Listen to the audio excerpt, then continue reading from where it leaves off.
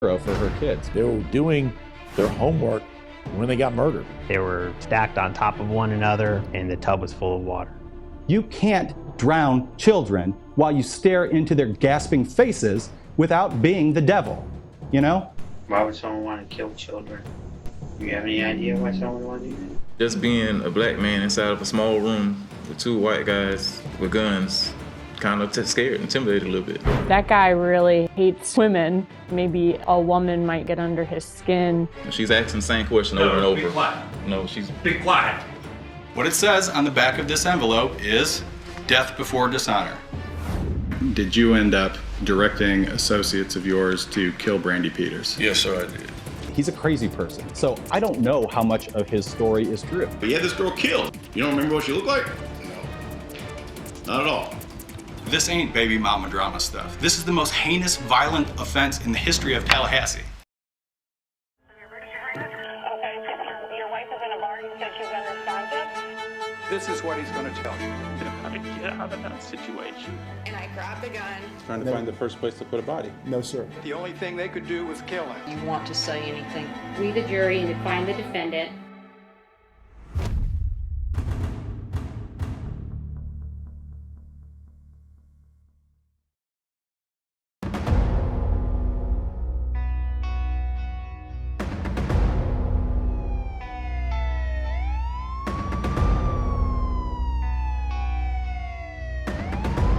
This is Forensic Specialist Annie Pressey, ID 867. It is Saturday, November 20th at 2:45 p.m. We obtained a search warrant. We entered a police evidence video of what had once been the happy family home of Brandy Peters. It was a terrible scene, the worst I've ever seen in my life. Brandy Peters was shot several times in various parts of the home, starting in her bedroom. She was able to escape the bedroom, get into the foyer and out the front door, dragged back into the home, and was beaten to death. She fought with great passion. She took shot after shot after shot with all kinds of blunt objects, bats and gun handles and crowbars. She fought like a real hero for her kids. As we continued to go through the house, we entered the bathroom, and that's where we found the remaining victims inside of the tub.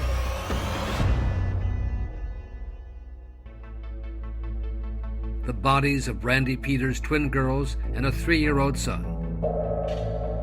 They were stacked on top of one another, and the tub was full of water. Javante, the youngest, had been drowned. One of the twins had also been drowned, and one of the twins had been shot. The crime scene video told the story of the chilling last moments of the lives of Brandy Peters and her 3 children. Some were in their pajamas, some were still in their daytime clothes, sometime after dinner but before bed. In the home, there was the books of the girls that was there in the crime scene in the middle of the living room. They were doing their homework when they got murdered. Detectives scrambled to understand why Brandy Peters and her family had been targeted, ruling out robbery. She was not living a lavish lifestyle that would indicate that. She was in Section 8 housing, didn't own her own property, pretty much had no money. There was foreign DNA under Brandy's fingernails from scratching. There was foreign DNA on the phone in her bedroom that had been ripped out of the wall and then had the cord cut. It became apparent from the beginning that there was no forced entry into the house. That told us either the victims knew the perpetrator and they were welcomed in, or the doors simply left unlocked. And soon police began the sad task of notifying the next of kin, including Brandy's boyfriend, Henry Segura, who already had heard rumors from a friend. Okay, what'd she tell you? That Brandy and the kids, someone killed him this morning. That's true. The little boy, Javante, was Henry's son. And I'm sorry to tell you, but he has passed away. Persons who are murdered usually know the offender, and that offender is close to them. You do want to get information from them, but at no time was he a suspect during this interview. Tell me about Brandy. What kind of person is she? Spunky. Okay. She's down to earth. She's real sweet. She's a cool person. Segura said they met at a gas station in Tallahassee 4 years ago. You immediately started dating one another, or did she know you were married? The reason I put lead gen on a license plated Lamborghini is because the fastest way that I found to 6 figures a month and 7 figures a year in revenue. I do it all working from. You immediately started dating one another, or did she know you were married? Yeah. She had no problems with that. What about your wife, Malika? Does she know about? Yeah, eventually. Okay, eventually. Segura told the detectives there had been doubts about the paternity of the little boy and that he was behind on court-ordered child support payments. You haven't paid it? And any reason why? Just haven't had the money to pay. Okay, because you're out of a job? No, just bills backed up. Just haven't had the money to put towards it. Okay. I got another kid in Orlando. I pay child support too. I haven't paid it in a while. Just back up on it. Okay. How many kids do you have? 2, 3, 4, 3 now. I had 5. All right, and it's different women? My 2 sons with my wife, and I had Javante with her, and I got a little girl in Orlando. Henry said he had not been at Brandy's home for at least 2 days prior to the murder and told the detectives he was at his home the night of the murder. When they said, how are we going to prove that you weren't over there that night, or how are we going to know that you were home? He said, well, check my phone. The phone's GPS tracking data confirmed his alibi. The primary cell phone number that he gave us placed the handset, the cell phone, at his residence. And Segura's wife Malika came in to bolster the alibi. She was sick that day and was under medication, so she went to sleep in a different bedroom in the house. She says she saw Henry there when she went to sleep, and she would have known that if he left because the door or the house was alarmed and it chimes every time the door opens and closes. Your wife doesn't like Brandy, does she? She didn't like that much. No, she wouldn't kill her. In his interviews, he was laughing a lot, like laughing just all throughout his interview. And it was, really inappropriate behavior that you don't expect to see in that type of situation. I mean, the investigators weren't laughing. This is a tragedy. This is a real tragedy. You just can't figure out why. Why would someone want to kill children? Do you have any idea why someone would want to do that? During the interview, I noticed a cut on Mr. Segura's hand in the area of his pinky. Would you mind removing your shirt just to make sure you have no injuries or anything like that on your person or anything to be concerned about? Asking about a number of minor scratches and red marks on his body. How'd you get this little scratch right there? She gets a little scratch right here. How'd you get all that? I said, would you mind if we photograph that injury? You mind if I just take some pictures? No, I don't mind. Okay. Is this gonna be used against me or something? Well, that was chilling. That made my hair rise up. It still sticks with me in the back of my mind. We're doing an investigation. I don't know. Like I said, I was gonna ask you if you would mind giving me some DNA as well. But the ultimate thing, what we want to do is solve this crime, right? I want to solve. So, without any hesitation, Segura voluntarily gave a sample of his DNA, confident it would put an end to any suspicion that he was involved in the murders.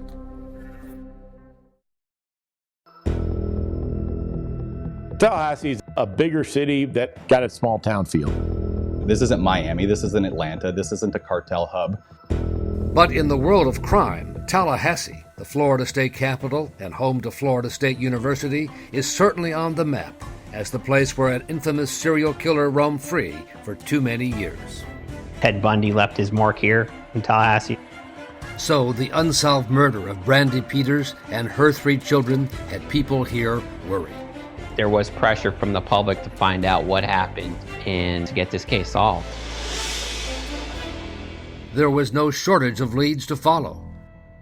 Among the items discovered in Brandy Peters' home was a series of cryptic letters from an apparent one-time boyfriend that shed new light on her background. You had a known Tallahassee drug dealer who was dating Brandy, who had fallen into a drug debt himself. A man identified as James Carlos Santos, serving time in prison at the time of the murder. Mr. Santos ultimately was identified as a member of a drug trafficking organization, the Los Zetas cartel. And DNA found at the crime scene on that phone cord was a possible match to yet another convicted drug dealer who was then living in Italy. We went into Brandy Peters' life. We followed up on every lead, every person that came into her life around that time of her murder. At Tallahassee Police Headquarters, Henry Segura was called back in for a second round of questioning, and he was upset that detectives Mark Lewis and Anne-Marie Johnson had contacted some of his girlfriends. They don't know anything about our relationship that we had. Henry, I already explained this thing to you earlier. I said there is no stone that's being unturned. And you're not the only person who's been confronted with these hard-hitting questions, so to speak. It's not hard-hitting questions. It's just that I just don't see I don't see where is it going to get you. This isn't a case that's going to get solved in 2 days, 2 hours, 2 weeks, maybe even 2 years. I have to go to everything. I have to know everything about everyone. And you have a child with a dead lady. And this turns out that your child with that dead lady happens to be dead. That is serious. You understand? That's why I need to know everything about Henry Segura. I need to know everything about Henry Segura's children. I need to know about your parents. Everything. I need to know what makes you tick. You know that nothing will make me tick enough to kill anybody, especially Brandy and her kids. And then homing in on his alibi that he was nowhere near Brandy Peters' home that Friday. Did you go over to Brandy's at all on Friday? Someone seen me at Brandy's house on Friday? I've got to ask the question. Oh, okay. What to say? I don't know. Would somebody tell us that? I don't know. I've been seeing a bunch of stuff I've been hearing about a bunch of stuff on the news and on the internet, but. Okay. Like what kind of stuff have you been reading? Someone said something about I had a key to her house. And, I couldn't afford to pay the child support, so I killed her before my wife would find out about her, because my wife didn't know about her. And just a bunch of stupid stuff. But in fact, in the 10 days since the first interview, detectives learned that Henry owed almost $20,000 in child support to Brandy, and the state of Florida was about to garnish his wages. The mother of the child is Tante. At Amazon Freight, we know the only thing better than having a friend with a truck is having a friend with a bigger truck.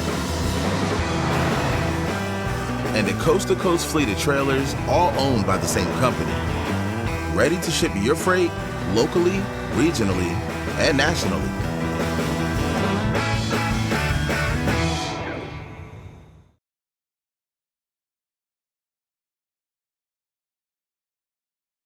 You won't get investment returns like this in stocks and bonds. Find out about the best investment vehicle of 2023, trucking automation. The soon-to-be $10 billion industry is rapidly expanding and in need of investors to fuel its growth. This investment model is like setting up a franchise restaurant in an area that is rapidly expanding and lacking in good places to eat. The demand is huge and the business model is proven. I explained the entire model that we have set up for clients for over 10 years in a short video that lays out timelines, pricing, and ROI in a totally transparent manner.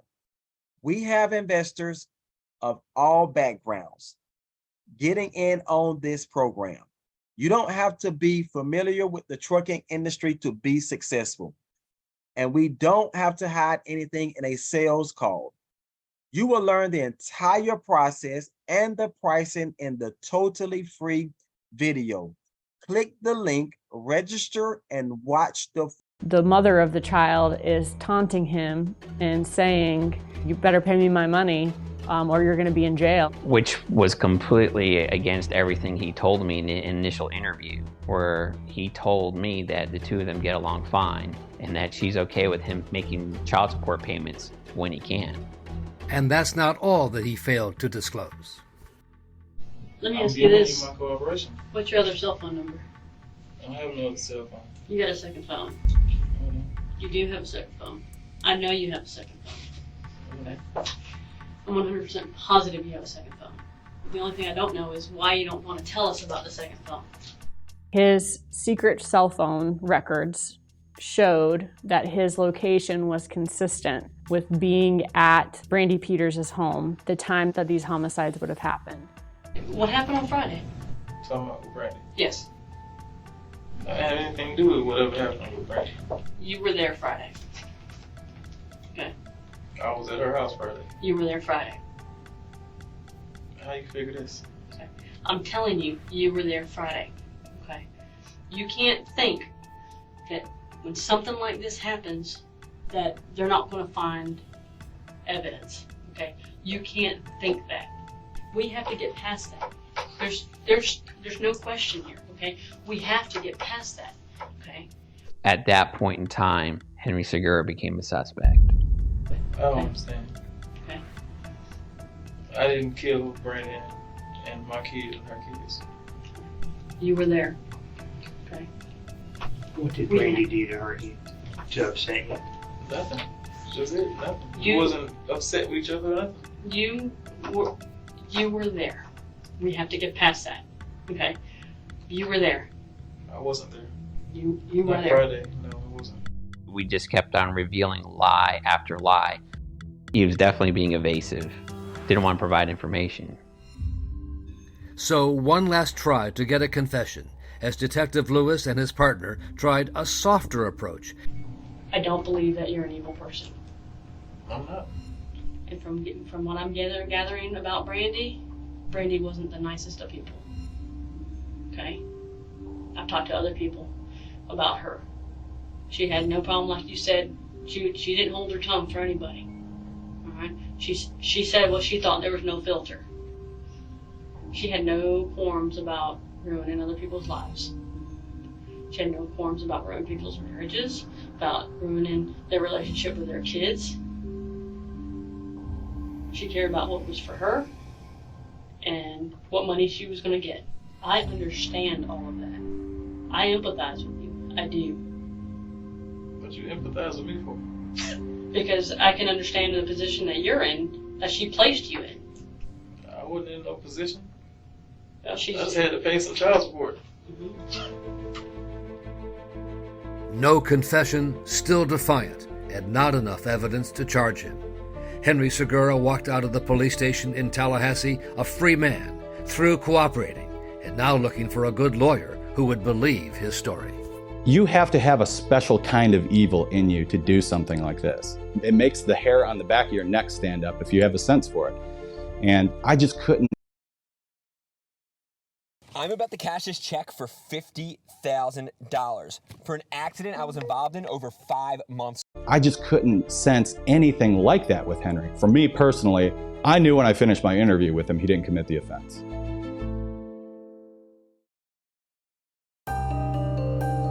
It's a special kind of evil person who would kill 3 children. And for almost a year, Tallahassee police were on the hunt for that person or persons. This is probably one of the most detail-oriented investigations that I've ever seen. And authorities could not ignore the possibility that the murders of Brandy Peters and her 3 children were some kind of drug cartel hit, as her one-time boyfriend, James Carlos Santos, had claimed from his prison cell. James Carlos Santos claimed that he was a member of a criminal organization and that under his direction, Brandy Peters was running drugs for him. And his allegation was that Miss Peters was skimming cocaine from him When he became aware of it, he ordered her and her family to be murdered. He did have contact via letters and emails with Brandy Peters, where he was asking her to marry him. Maybe in his mind, the two of them developed a relationship. The investigation showed that was not true. And Detective Lewis learned that it was not the first time that Santos, from prison, had claimed responsibility for a number of other crimes. James Carlos Santos was evaluated by a psychiatrist, and during that evaluation, it was shown that Mr. Santos is delusional, the pathological liar, and simply cannot be trusted. But there was still that other possible drug connection, the DNA found on the phone cord, a possible match to a convicted drug smuggler found living in Italy. He agreed to meet FBI agents at the U.S. Embassy in Rome. He's supposed to be some monster drug cartel guy. We told him what we were investigating. More than willing, cooperated. He said, "I will meet you anywhere." He went to this United States Embassy, walked inside, made contact with an FBI agent, and voluntarily gave us his DNA. That sends information to me that this person's not involved. His DNA and that of 4 others in the National Criminal Database were all potential possible matches. Each one of them were eliminated as potential suspects, either through incarceration, dead, things along those lines, or alibis that played out and stuff like that. The final step in the investigation of the cartel hit theory was the significance of a spade shovel discovered at the crime scene. The argument was that the Mexican cartel's calling card is a spade.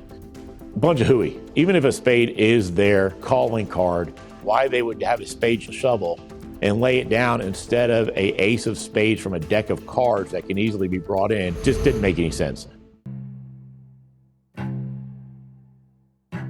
Having debunked the cartel hit theory, only one suspect remained. At one point, I said not to charge Henry Segura because I didn't think we had sufficient evidence. We bat this around a lot and take this responsibility very seriously in bringing charges against somebody, especially something as severe as homicide. In the end, for prosecutors, the $20,000 in back child support seemed to be the motive. He didn't pay. He was going to get put in jail. So we believe that it was all of those things that caused him to snap. Even if he only killed Brandy, the only way that he would get out of paying this child support was if Javante Segura died. If Brandy died and not Javante, he would still be on the hook for the child support. And the prosecution theory went, the 2 twin girls were just in the wrong place at the wrong time. I don't know that he was necessarily trying to kill Tamaya and Tanaya. They were supposed to be at their grandmother's house, but when he went into the home, they unfortunately became victims of the plan as well.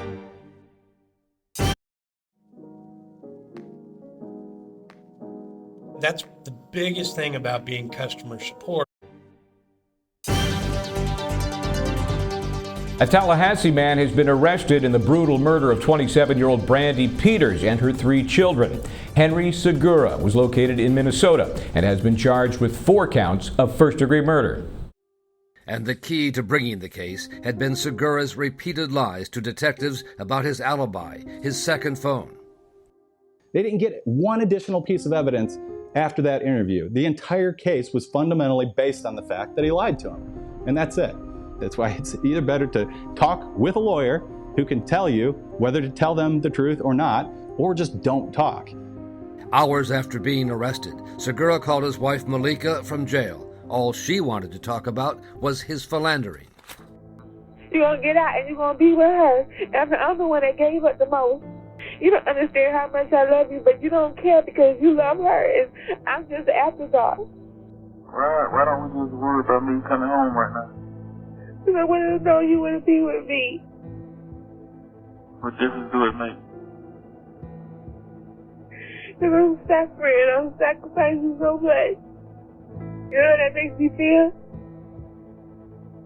Huh? No. All I know is I gave up my life for you, and you chose someone else. Now I got to serve you a new life. Looking like I gave up mine to you. Huh? Well, it's looking like I gave up mine for you. I can't understand you. It's looking like I gave up mine for you. He was essentially saying he's screwed and he is going down for murder and going to spend the rest of his life in prison. And he did it for her. But as the case was set for trial, Henry Segura's lawyer had a plan, a risky strategy he had used successfully before. I put 44 time convicted felons on the stand and had the jury find them not guilty on the basis of their own credibility. I swear affirm testimony about giving this case speech. And that was the plan he had to win the case for Henry Segura. You have to be totally honest and forthright, and that includes putting the defendant on the stand no matter what that risk is.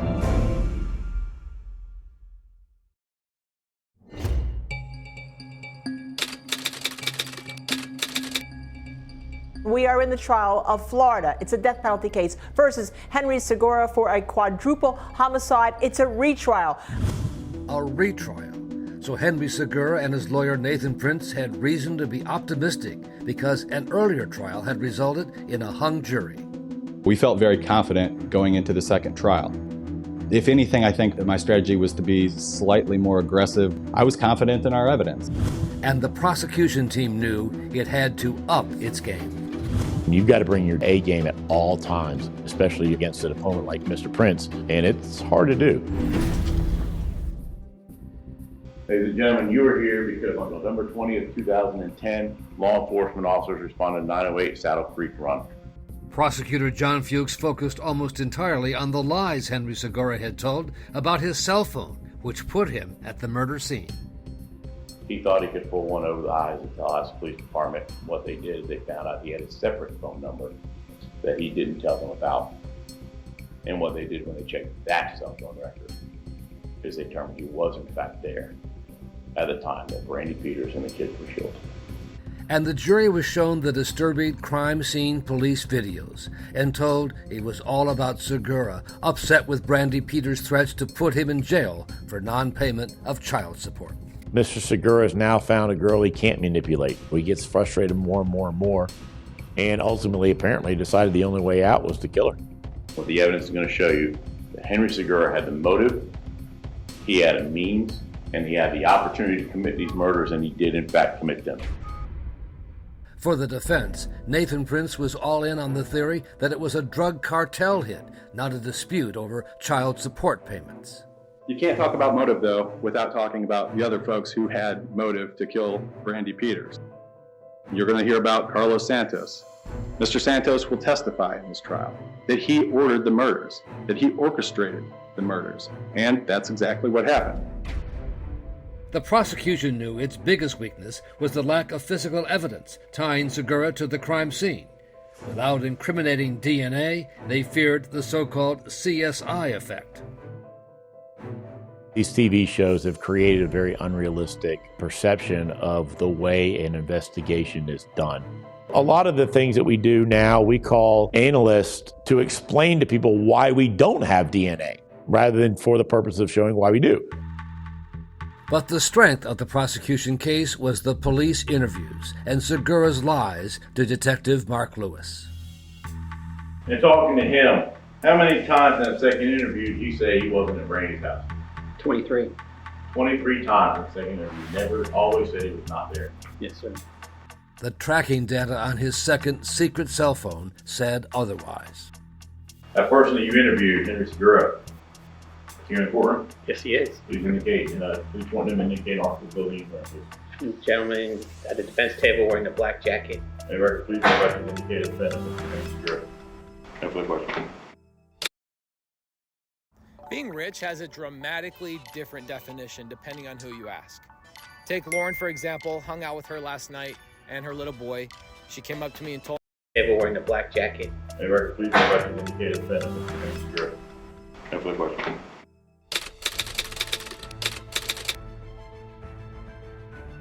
We're going to be back live this morning in what should be an absolutely incredible day in the retrial of Henry Segura. Convicted felon James Carlos Santos was brought from prison to testify for the defense. Did you know Brandy Peters? Yes, sir. How did you know her? I met her around 2000 or 2001. Okay, and what was the nature of your relationship with Ms. Peters? She transported narcotics for me. The reason I put Carlos Santos on the stand is because narrative matters. You gotta give the jury as much of a narrative as you can. Did you end up directing associates of yours to kill Brandy Peters? Yes, sir, I did. And why was that? She had stolen money and drugs. So why now are you willing to take the stand and admit under oath in open court that you directed these murders to take place? Well, because I'm on an active yard in the U.S. penitentiary, and being known as someone who stole from a cartel, and I'm on the compound with them. In fact, one of them was my roommate. So that could be very dangerous for me if I didn't. Did I not promise fireworks at the beginning of the day? Did I not say that this was going to happen? His testimony made headlines, but on cross-examination, Santos had a hard time remembering simple details about Brandy Peters. How tall was she? I don't remember, sir. You don't remember how tall she was? Was she taller than you? No. Was she shorter than you? I don't remember. Don't remember how tall she was either? No. This was a long time ago. So. Sure, but you had this girl killed. You don't remember how old she was? You don't remember what she looked like? No. Not at all. This girl that ran drugs for you all these years, you don't remember what she looked like? You don't remember how tall she was? I just told you what she looked like. She was a dark-skinned black woman.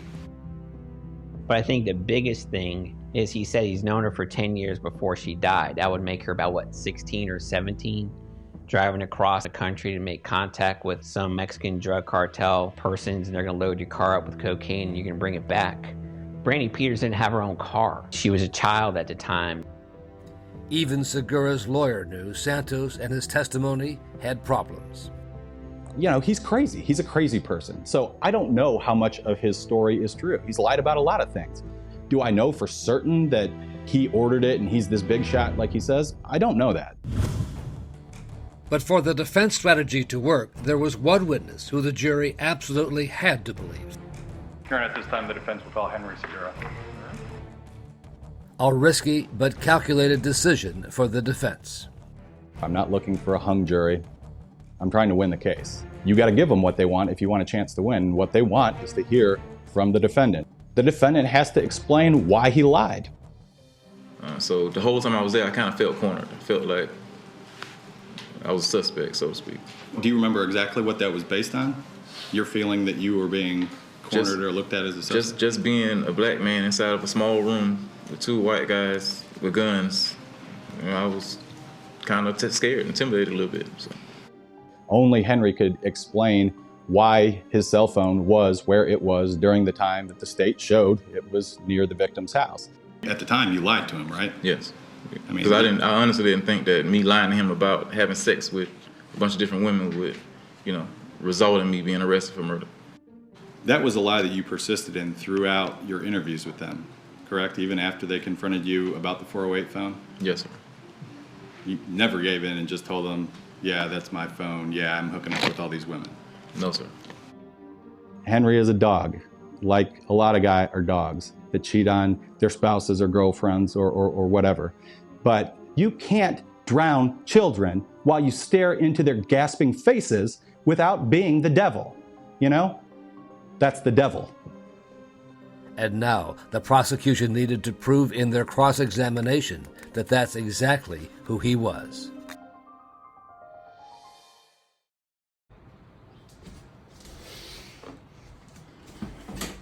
Hey guys, I just got the aux tab from AuxTab, and it's 32 gigabytes. Comes in a beautiful package, and I'm gonna open it.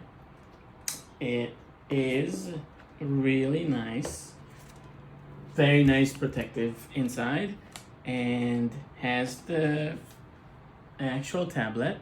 Very nice and very cool. Comes with a SIM card. Comes with the user guide, obviously. But it also comes with charger, adapter, and outlet. But it also comes with a really nice small pack for the SIM card opener. And that's not enough. Or that's not everything. And it comes with a tablet protector and a screen protector.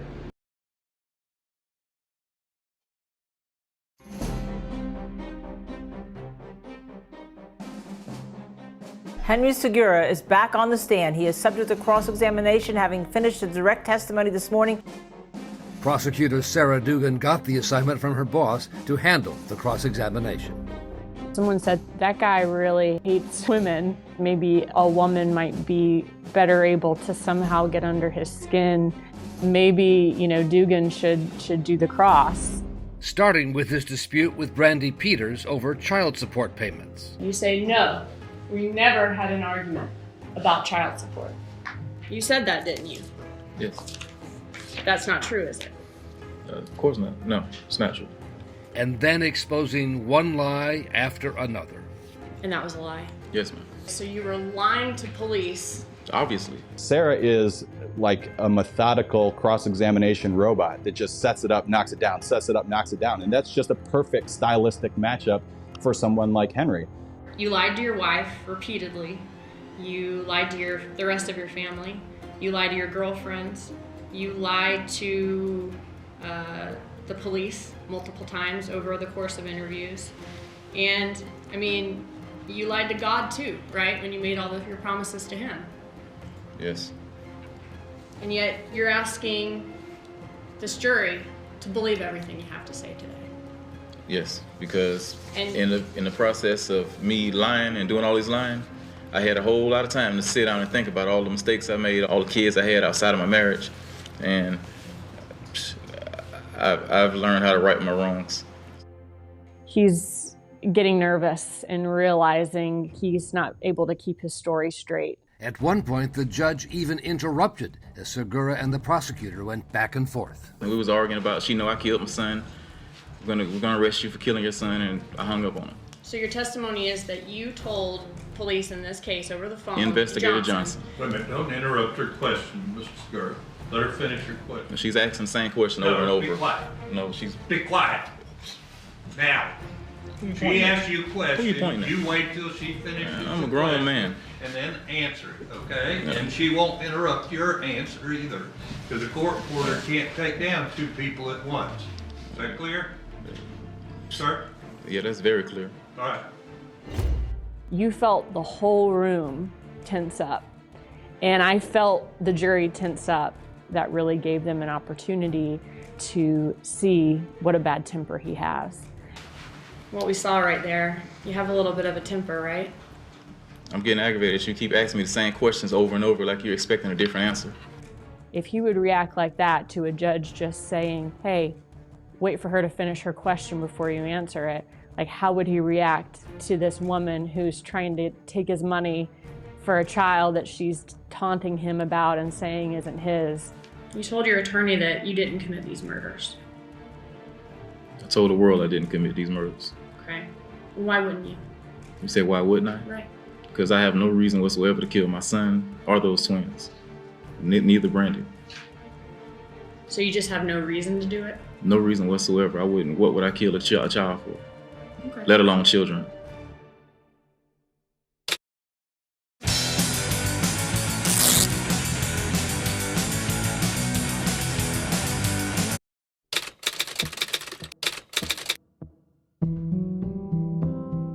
The attorneys now will present their final arguments. The big question is, how has the state proven that Henry Segura did this? Let's talk about it. Who has the motive, who has the means, and who has the opportunity to commit this murder? Because that's what law enforcement looks for. We know that Henry Segura owed child support to Brandy Peters. So is there motive? Certainly. The next we turn to means. Who's got the means to do this? Who's got the strength to do that aspect? Who's got the anger to do those beatings in the manner that they were done? Who's got the strength to use a weapon in order to cave in her skull? Then to the lies he told detectives, all captured on the video shown to the jury. He lied 23 times in that video alone. 23 times in that one alone. And then the jail phone call to his wife after he was arrested. She says, I've given up my life for you. And what does he say? Well, it's looking like I gave up mine for you. I can't understand you. Said it's looking like I gave up mine for you. Looking like I gave up my life for you as well. After you've just been arrested for homicide. And when you take all of that and put it in context, he is guilty of killing Brandy Peters, Tamaya Peters, Tanaya Peters, and Javante Segura. And ladies and gentlemen, it cannot be lost that today is the 9th anniversary of these murders. Defense lawyer Nathan Prince knew that the jurors were particularly upset over the deaths of the 3 children. It's hard to get them to get past the emotion of seeing dead children. A lot of those jurors were parents, and that makes a jury want to punish someone. In some ways, they would rather punish the wrong person